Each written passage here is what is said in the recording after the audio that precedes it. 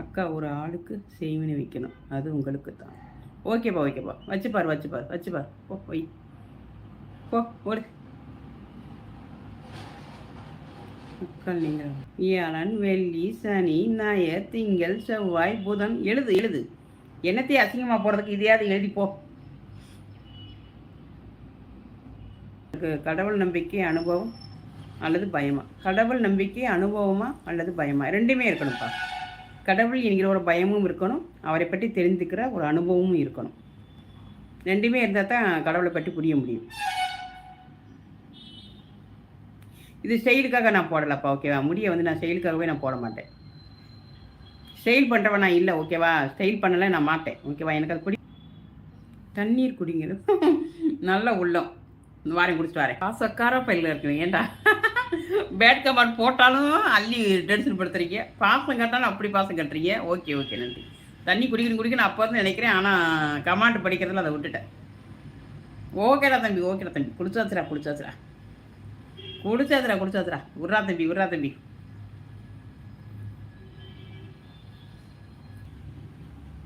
உங்களுக்கு அதிகம் கற்றுக் கொடுத்த வழி எது? ஆன்மீகத்தை அறியும் போது தான் இப்போ நிறைய வழிகள் அனுபவிச்சிருக்கேன். ஆன்மீகம் என்பது என் வாழ்க்கையில் வந்ததுக்கப்புறம் தான் வாழ்க்கையே நிறைய கற்றுக்கிட்டேன். சரியா? என் வாழ்க்கையே புரட்டி போட்டு எடுத்துருச்சு. அதெல்லாம் சொல்ல முடியாத வழிகள், அதெல்லாம் நிறைய தடங்கள் இருக்குது. 18 ஆண்டுகளாக நான் நிறைய விஷயங்கள் வெளியில் இப்போ நம்ம பார்க்குறதுக்கு பேசுகிறதுக்கு எளிதாக தோணுது. ஆனால் அதை உள்வாங்கி அதை எடுத்து வெளியில் வர்ற வரைக்கும் ரொம்ப பயங்கர கஷ்டங்கள். அதெல்லாம் வெளியில் சொல்லக்கூட முடியாது. அந்த மாதிரி கஷ்டங்கள் இருக்கும், இன்னும் அப்படி தான் இருக்குது. ஆனால் ஜெயிச்சிருவேன்ற ஒரு நம்பிக்கை இருக்குது. என்னோடய இதே என்னென்னு பார்த்தீங்கன்னா, ஆன்மீகம் என்னோட இது நான் செயல்பட போகிறதே என்னென்னு பார்த்தீங்கன்னா, எல்லா விஷயத்தையும் மாறக்கூடிய ஒரு விஷயத்தை நான் செயல்பட போகிறோம். ஓகேங்களா? எனக்குள்ளே இருக்கிற சக்தி என்ன செய்ய போகுதுன்னா, மொத்தமாக உலகத்தையே புரட்டி போட போகுது. அதனால தான் வந்து நானே ரொம்ப பயங்கர கஷ்டங்கள் பட்டுட்ருக்கேன், இன்னும் படுறேன். ஓகேங்களா? நிறைய மாறிடும். யாரும் செய்ய முடியாத விஷயங்கள், யாரும் நடத்த முடியாத விஷயங்கள், ஏகப்பட்ட விஷயங்கள் அப்படியே புரட்டி போட போகுது உலகம். அதைத்தான் நான் சொல்லிகிட்டு இருக்கிறேன். அதனால் வந்து நானும் வந்து நிறைய கஷ்டங்களை அனுபவிச்சு தான் வந்திருக்கிறேன். அது சொல்ல முடியாத அளவுக்கு 18 ஆண்டுகள் இன்னும் போயிட்டு தான் இருக்குது என்னுடைய பயணம். அது ரொம்ப துன்பமான பயணம், ஆனால் அது வெளியில் சொல்ல முடியாது. அப்போ நல்ல தம்பி தான்டா. நீங்கள் திருந்திட்டீங்கன்னு வச்சுக்கோங்க, நல்ல தம்பிலி பெஸ்ட்டு தம்பி, ஓகேவா? நல்ல கமாண்ட் போட்டிங்கன்னு வச்சுக்கோங்களேன், நல்லபடியாக திருந்திங்கன்னு வச்சுக்கோங்க, நல்ல தம்பிகளாக இருக்காங்க பாரு, அவங்களோட நீங்கள் பெஸ்ட்டு தம்பியாக மாறிடுவீங்க. சரிங்களா?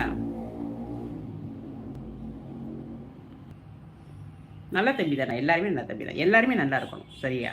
எல்லாருமே நல்லா இருக்கணும், எல்லோரும் பாசமாக இருக்கணும். அன்பு அக்காவுக்கு ரொம்ப பிடிக்கும், அன்பு தம்பிகள் ரொம்ப பிடிக்கும், அன்பு கட்டுற தம்பிகள் எனக்கு ரொம்ப பிடிக்கும். சரியா?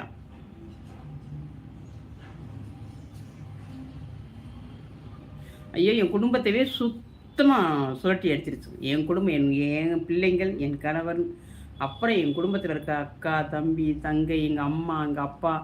எங்கள் அப்பாலாம் எனக்காக பட்ட கஷ்டங்கள் நிறையா. என்னை கூட்டிகிட்டு எந்தெந்த ஊருக்கோ ஓடுவார், எப்படியாவது என்னை காப்பாற்றணும்னு ஆசைப்படுவார். ஏன்னா நான் நானாக இருக்க மாட்டேன். எங்கள் வீட்டை நான் தான் ஒரு சரியான கரெக்டாக குடும்பத்தை கரெக்டாக கொண்டு போகிறது. எங்கள் 4 பொம்பளை பிள்ளைங்க, ஒரு ஆம்பளை பையன், அப்படி இதில் நான் பிறந்ததில். ஆனால் கஷ்டம், எங்கள் அப்பா ரொம்ப ஏழ்மையிலேருந்து ஒரு சும்மா சாதாரண மாவு அரைக்கிற மிஷினில் அது வச்சு தான் எங்கள் அப்பா வந்தார். அந்த இதில் வந்து 5 பிள்ளைகளையும் வளர்த்தார். அதை ரொம்ப தெளிவாக வளர்ப்பார். எங்கள் அப்பா மாதிரி பிள்ளை யாருமே வளர்க்க முடியாது. என்னெல்லாம் காப்பாற்றணும்னு சொல்லி போகாத ஊர் கிடையாது. எங்கெங்கே சர்ச் இருக்கோ அங்கெல்லாம் கூட்டிகிட்டு ஓடுவார். யாராவது சொன்னாங்கன்னா, இங்கே இந்த மாதிரி இந்த ஃபாதர் இருக்காங்க, அவங்க போனால் அந்த பேய் பிடிக்கிறது இதெல்லாம் போயிடும்னு சொல்லுவாங்க. ஒரு பேய், நிறைய பேய் நம்மளை பிடிச்சா எப்படி இருக்கும், அந்த மாதிரி இருப்பேன் நான். எனக்கு சுயநினைவு இருக்காது, யார் என்ன செய்கிறானே தெரியாது. நானே என்னை இழந்து இருப்பேன். என்னை கூட்டிகிட்டு ஒவ்வொரு சர்ச்சாக கூட்டிகிட்டு போவாங்க. போய் பாஸ்டர்கிட்ட விட்டு ஜெர்மனி கூட்டிகிட்டு வருவாங்க. அப்புறம் மந்திரவாதிகிட்ட கூப்பிட்டு போவாங்க, ஹாஸ்பிட்டலுக்கு கூப்பிட்டு போவாங்க, பள்ளிவாசலுக்கு கூப்பிட்டு போவாங்க. அவங்க போகாத இடம் கிடையாது. எங்கள் குடும்பமே அல்லல் பட்டுச்சு. ஒரு ஒரு 2 வருஷ காலம் வீட்டுக்குள்ளேயே நடக்கும். நிறைய சக்தி, நிறைய பொம்மையாக உருவமாக வந்து உட்காரும் எங்கள் வீட்டுக்குள்ளே. அப்படியே உட்காரும். வீட்டுக்குள்ளே தூங்குறவங்கள பூரா அப்படி தூங்க போட்டுரும். என்னை மட்டும் எந்திரிச்சு உட்கார வச்சிரும். யாரை எழுப்பினாலும் எந்திரிக்க மாட்டாங்க. என்னை சுற்றி என் குடும்பம் ஃபுல்லும் படுத்து கிடக்கும். யாரை எழுப்பினாலும் யாருமே எந்திரிக்க மாட்டாங்க. உங்களுடைய ஆன்மீகத்தை அதுக்கு என்ன சம்மந்தம் இல்லையே. என்னது நான் சொல்கிற விஷயங்கள் ஆன்மீகத்துக்கு அதுக்கு சம்மந்தம் இல்லையா? எல்லா சாமிகளும் என் வேலை தான் இருக்கும். எல்லா சாமி, எல்லா பேய் எல்லாம் என் மேலே தான் உட்காந்துருக்கும். வெளியே ஏறவே மாட்டேன் ட்ரெஸ் எனக்குள்ளே வந்து உட்காந்துது. நான் சாமியை பற்றி சொல்கிறேன் சரியா, யாரை பற்றி என்கிட்ட கேட்காத ஓகேவா. நீ தம்பியா எந்தில் கமெண்ட் போடுறியா, நல்ல கமெண்ட் போடுறதுனா போடு, இல்லை பேட் கமெண்ட் போடுறதுனாலும் போடு, அதை பற்றி ஒன்றும் இல்லை. நான் யாரை பற்றி கருத்து சொல்ல வரல ஓகேவா. மதிய வணக்கம் வருக. ஹாய் சிஸ்டர், மதிய வணக்கம் வருக வருக. அக்கா நான் ஒரு பேய் இருந்துட்டு போ.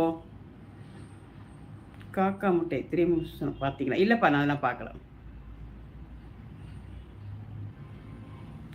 அப்போது நீங்கள் இந்து மதத்திலிருந்து கிறிஸ்துவ, ஆமாம் மாறிட்டோம், குடும்பமாக மாறணும். நாங்கள் ஃபுல்லுமே இந்து தான், ஃபுல்லு இந்து தான், கோயிலுக்கு தான் போவோம். எங்கள் குடும்பமே, எங்கள் வீட்டில் குடும்பமே டைவெர்ட் ஆனாங்க. எப்படியாவது என்னை காப்பாற்றணுங்கிற முயற்சியில் எங்கள் அப்பா பக்கா ஹிந்து, என்னை எப்படியாவது காப்பாற்றணுமேன்றதுக்காக சர்ச்சுக்காக ஓடினார். கூட்டிகிட்டு ஓடுவார் எங்கள் அப்பா, கூட்டிகிட்டு போய் எப்படியாவது இப்படியா காப்பாற்றணும்னு பார்த்தார். நிறைய பிரச்சனைகள் நடந்துச்சு. அப்புறம் சர்ச்சில் 2 வருஷம் இருந்து கொஞ்சம் சரியாகி அதுக்கப்புறம் நானாக உணர்ந்து தான் வெளியில் என்னால் ஃபுல்லாக வர முடிஞ்சிச்சு. நானாக எனக்கு புரிஞ்சதுக்கப்புறம் புரிஞ்சது, ஆமாம் இந்த விஷயம் உண்மை, இந்த விஷயம் உண்மை, நான் எதுவும் நம்ப மாட்டேன். அதெல்லாம் இல்லைன்ட்டு ஓடுவேன். அப்போ அதை நீ விரட்டும், இதெல்லாம் பொய் என்கிட்ட வராதுன்னு சொல்லுவேன். ஆனால் அதை எங்கிட்ட விரட்டிக்கிட்டே வரும். எல்லா ஆவிகளும் வரும், எல்லா பேய்களும் வரும், எல்லா சாமிகளும் வரும், எல்லா விஷயங்களுமே நீ விரட்டிக்கிட்டே இருக்கணும். நான் இல்லைன்ட்டு ஓடுவேன், நான் அது விரட்டிக்கிட்டே வரும். அப்புறம் நான் உணரத்தான் ஒவ்வொன்றா வெளியில் போக ஆரம்பிச்சிச்சு. மதிய வணக்கம் வருகப்பா. நான் எந்த படம் பார்க்க மாட்டேன்டா, எதுவுமே பார்க்க மாட்டேன். 60 லைக்கா? 55 லைக் வந்துருக்கு. ஓகே நன்றி. டே பணக்காரா, இப்படி 55 லைக் கொண்டாந்துட்டேன்.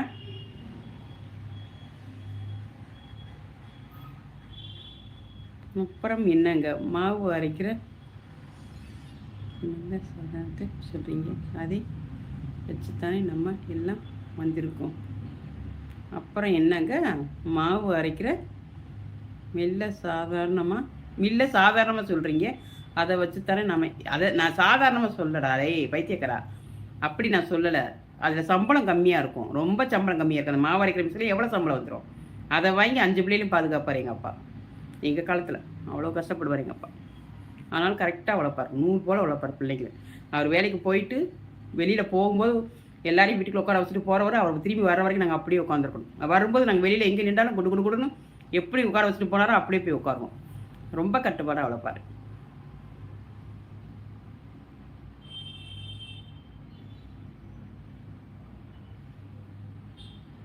அப்படி உங்களை குடும்பத்தை பாதித்த ஆன்மீகம் சரியா? இப்போது உங்கள் குடும்பத்தினர் பாதிக்கப்பட்டு கொண்டு இருக்கின்றனர். உண்மைதாங்க, வேற ஒன்றும் செய்ய முடியல. என்ன செய்ய சொல்கிறீங்க, அது என்னை பிடிச்சிக்கிருச்சு. நீங்கள் சொல்கிற விஷயம் உண்மைதான். இன்னமும் எங்கள் வீட்டாளுங்க இந்த இப்போ லைவுக்கு போகிறது, மீடியாவில் பேசுகிறது, இதெல்லாம் அவங்களுக்கு பிடிக்கல. ஏன்னா இதனால என்னென்ன பாதிப்பு வரப்போகுதுன்னு தெரியல. ஏன்னா வீட்லேயும் இன்னமும் பயங்கர பிரச்சனைகள் ஓடிட்டு தான் இருக்குது. இன்னும் ஒரு சரியான தெளிவான ஒரு வாழ்க்கைக்குள்ளே நான் போக முடியல. எனக்கு இன்னும் அதே பிரச்சனை இருந்துகிட்டே தான் இருக்குது. அப்போ நான் இதெல்லாம் வெளிப்படுத்தி இதெல்லாம் சரி பண்ணால் தான் என்னால் வாழ முடியும். இப்போயும் எங்கள் வீட்டாளருக்கு பிடிக்கல, யூடியூப்பில் பேசுகிறதோ வீடியோ போடுறதோ இதெல்லாம் எதுவுமே அவங்களுக்கு பிடிக்கல. வேறு வழி இல்லை, என்னால் அதை வெளியில் சொல்லாமல் இருக்க முடியலை. நான் முயற்சி பண்ணுறதுனால, நான் கஷ்டப்படுறதுனால என் வீட்டாளுக்கு மௌனமாக விலகிட்டாங்க. நீ என்ன வேணாலும் பண்ணிக்கோ, உன்னை நாங்கள் தடுக்கலை. ஏன்னா ஒன்றை மீக்க எங்களால், நான் தெளிஞ்சு அதை வெளியில் கொண்டு வரணும். நான் பட்ட விஷயங்களை அந்த மாதிரி சக்தி இருக்குன்றதை உணர்த்தணும், வெளியில் வந்து சொல்லணும், மக்களுக்கு நல்லது செய்யணும். இதுதான் என்னை அது பிடிச்சி வச்சுருக்குது, என்ன பிடிச்சி வச்சுருக்குது. அது நான் தப்பிக்க முடியாது. நான் இதை விட்டு போகணும்னு நினச்சாலும் எனக்கு போக விடாது. அது இயேசு வாழ்க, இயேசு வாழ்க. சூப்பர் அம்மா. எல்லாமே பார்த்தப்ப, எல்லாமே பார்த்ததில்லை, உணர்றது. ஆவி சாமி எல்லாமே உணர்ந்துருக்குறேன். நம்ம என்னென்ன சாமி வணங்குறோம், எல்லா சாமியும் என் மேலே வந்து உட்காந்ததை நான் பார்ப்பேன்.